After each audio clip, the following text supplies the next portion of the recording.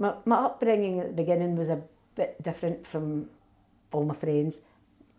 First and foremost, I was an only child in an area with big families. In 1948, I was born, so big families in small houses. My mother was Italian, right? So she came over here and married my dad, met during the war and came over here. So she I was kind of protected at first. I didn't manage to get out to play all the rough and tumble with everybody. But once I learnt that, I would say I was one of the biggest tomboys in the street. But the Italian community is big news in Glasgow. Was your mum connected to all the other kind of... No, on her own. She was separate? She left, she met my dad during the war in the NAFI. She worked there and Dad helped out in there. When he came back here, then they decided to get married. But she wouldn't marry him over there. She wanted to come here first. She wanted to see where she was coming. She said he could show me all sorts of photographs. She was a shrewd lady. Could be showing all sorts of photographs, and I want to see where I'm going. But she still got... She wasn't really surprised because although she came to Milan, Milan's a city just like Glasgow. So it was the same thing. The toilet was along the landing, it wasn't in the house or anything like that, so it was good. But I had a good upbringing, and we used to, I remember my dad was a postman, and the post office eventually went to Cuba Street, a big white building that's still there. But it was facing the Olympia in Orr Street at one time, just behind, it's now the Bank of Scotland's car park down at the bottom of Orr Street. But the post office originally was there, the South East District Office. I always remember that. My dad always signed that, South East District Office. So as you grew up and presumably you went out to work somewhere? Yeah. I worked in a factory in the city centre. Oh, right. I worked in Collins bookbinding. Okay. Right. So I enjoyed that. All the things I did was much to the horror of my parents. It was always against everything that they wanted to do. I don't know. They wanted wonderful things for me, I don't know, working for a bookbinder, as they do. But working for a bookbinder, that sounds pretty respectable. Yeah, so, and then met my husband, married. Then I had 2 kids by the time I was 24. And did various jobs, but the one that lasted me the longest was actually, I was a barmaid, a bar person, bar manager eventually, for almost 40 years. And that was in Bridgeton? In Bridgeton, in this area. Which, can you tell us which it was? Right, the first one was down at Glasgow Green that you've probably passed, the Bowlers. Oh yeah. That was a great country and western pub, right, and they used to come from far and wide, right, and they used to have shootouts, like real cowboys, they would come from out some of the villages, because some of the villages round about are really strong in the country and western sort of thing. But that was great. It was entertainment as well as going to your work. I worked for 7 and 6 a night, that's what you got. And we would get 10 shillings in tips, which was more than what we were getting paid. You must have seen a bit of life in the East End pubs over the years. Yeah. Then... Did it get rowdy at times? Oh, absolutely, but probably half the time I caused it. Then, what happened there, that the building collapsed. My parents moved to Greenhead Street, and then when I got married, I also stayed in Greenhead Street. So they stayed in just the first close as you come off James Street. And eventually I ended up in the very last house at the end of Greenhead Street before it turned into New Hall Street.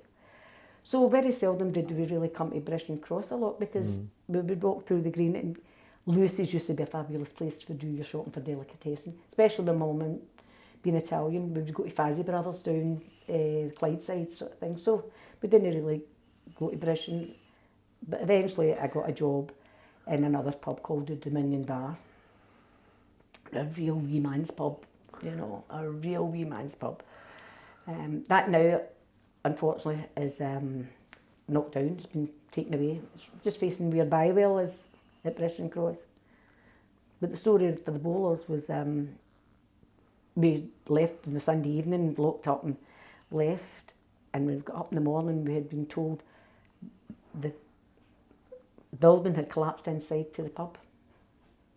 We were fortunate we had left before this happened, There was 2 girls, I think, in the top flat, and they came down with the bricks. A broken leg was all one had got, right? And right through all the houses, right? So that bit obviously had to be, was gone after that. It's pretty scary, is it? When you Yeah, just miss an accident like that. The strange thing is, the night that we were working, it was quite eerie. What had happened was that the floor was sinking a bit. So the bar area had all been closed off because we're coming in to fix this bit of floor. And we were working in the lounge area. But occasionally, maybe if you were looking for something we didn't have it there, you had to go through into the wee bar. So when you went into the bar, there was an eerie atmosphere. But no knowing this is what's going to happen during the night, this is actually going to collapse, you know. But we were, as I say, we were lucky, and so were the people who lived there. Was it something to do with underneath the building? Underneath there was a mine or something. The whole of British and the whole of this area is like that because it's all mines and underneath. I don't know how many times the streets down here and down near the bowlers have actually bust open. You know, they keep splitting. You know, that's what happens. But they build all this big new houses and everything, and the grounds aren't ready for that. That's exactly what I wanted to ask you. Yeah, it's the whole place is honeycombed with tunnels and shafts, isn't it? Yeah. Very tricky. So it's strange. But anyway, so I've left and I went to the Dominion Bar. So tell us your best story from the Dominion Bar. I'm sure you've got plenty. I don't really have, because every day was a different day. I don't have there's nothing really particular in my mind that sticks, because every day was a laugh.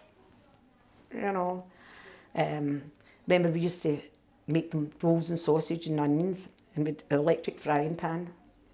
And this was because there was a lot of folk that came in. They were homeless. They came from the hostel, which was along near Castair Street and French Street. There used to be a man's hostel there. So they all they came there, and then that got pulled down, I think, and they moved up to just round at Broad Street. I think there's still a hostel there at Broad Street.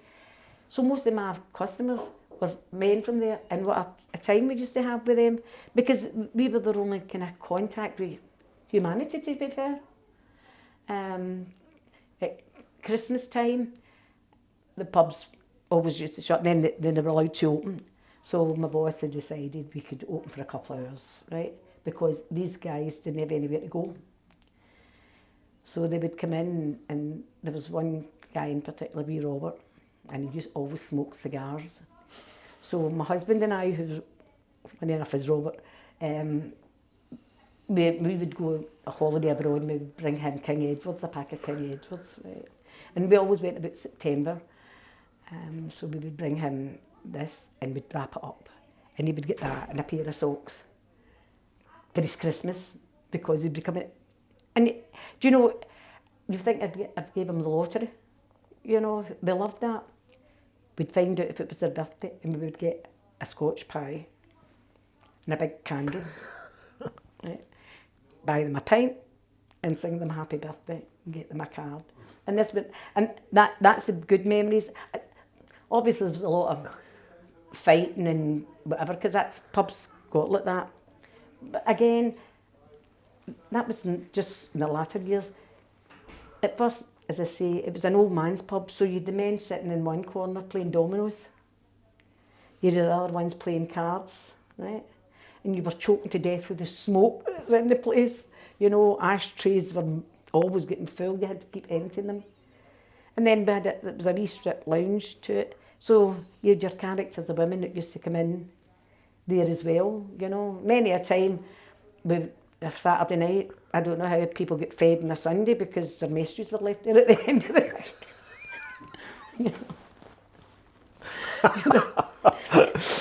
You know, and we'd go, well, what are we going to do with that?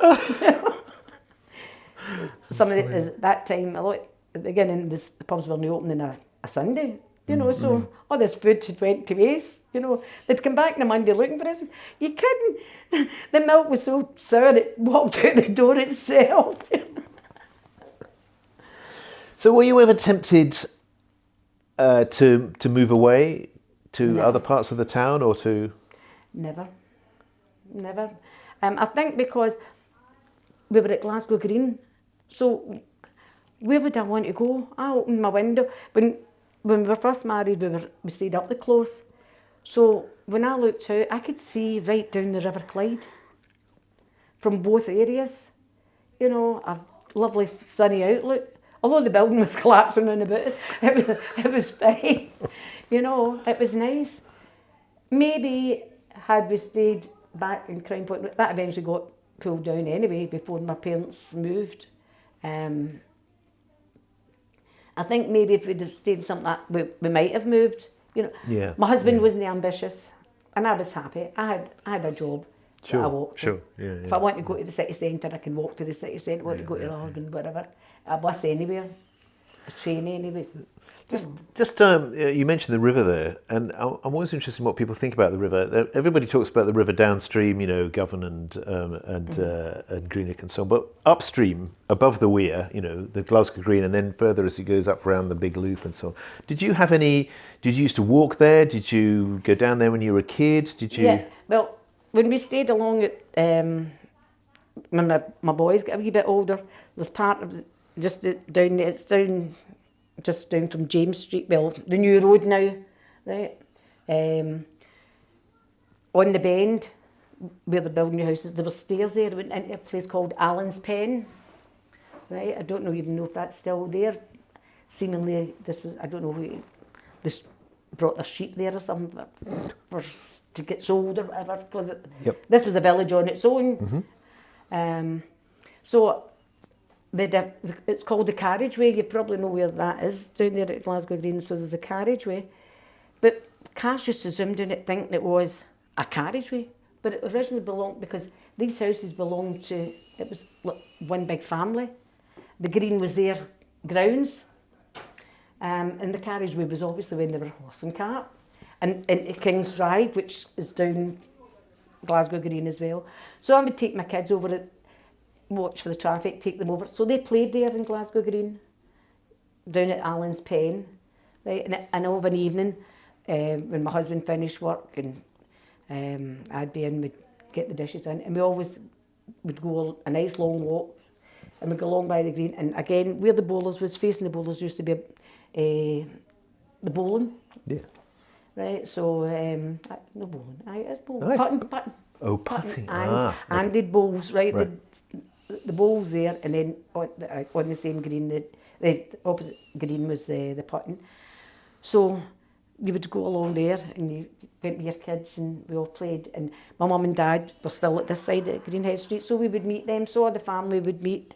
Then we would walk further along to near the Barras. We'd go to Peter Rossi's, and we'd get ice cream from Peter Rossi's, right? And then come back, and then it's time for the kids to get ready for the bed. So we spent a lot of life at Glasgow Green. Yeah, spent a lot of time in Glasgow Green because it was there for us to use. It was there for us to use. So one last question. How do you feel about it now, the area now, the state of it now, all the things that have, because you've seen massive changes in your lifetime. Hundreds of changes, so much so that sometimes you go out the door and you don't know where you are. Can't you remember that? I don't know if it's all for the better. The community got broken, really badly broken. And it's picking up, but we're going back 30 years and it's still trying to pick up. Again, everybody wanted back and front doors. Nobody wanted to live in a tenement, right? That was their vision, a wee garden. They isolated themselves with that. Because if you stayed up close, the chances of meeting your neighbours every day was 99%. Going to the midden, going to the shop, whatever. You stay in a main door house, the only person you see is yourself going to the midden and back, because they're going to their midden, they don't all go out at the same time. And I think that they stopped people going to the green because they had their garden to play in. Why would they go to Glasgow Green? That bit saddens me. That saddens me quite a lot. And it's good that there's lots of very diverse. Britain's very diverse, and that's good. Got a lot of changes, but there's a lot of people don't want too much change because again, then what happens? They're isolated themselves. I took part in a play, a film. I think you've seen this, Tom. Yeah, it was during the Commonwealth Games, and it was about Britain. Myself and the two other persons involved went out and kind of asked people, what would you think of Britain? And the same three things come back, was the violence, isolation, and obviously bigotry in Britain. So 3 years brought this back, and these three things came across on each of our interviews sort of thing. So we made up a storyboard and we made a cracking wee film. And it's called Judge for Yourself. And it's a great wee film, and it just tells you about Britain because there's lots and lots of really, really nice people, like everywhere else, you know. But I don't think, well, obviously now it's too late to even think about leaving. I had the chance to go to Canada years ago, family over there, but went back again with my husband, and this was a life for us. But they've got to work hard as well, the same as anywhere else, so you're better be safe. And now he's dead now 10 years, and I'm safe I feel okay living in Britain. Better the devil you know. Yeah, absolutely, 100%. 100%. Sure. We could talk about this all morning, but we have to stop. Thank you so much.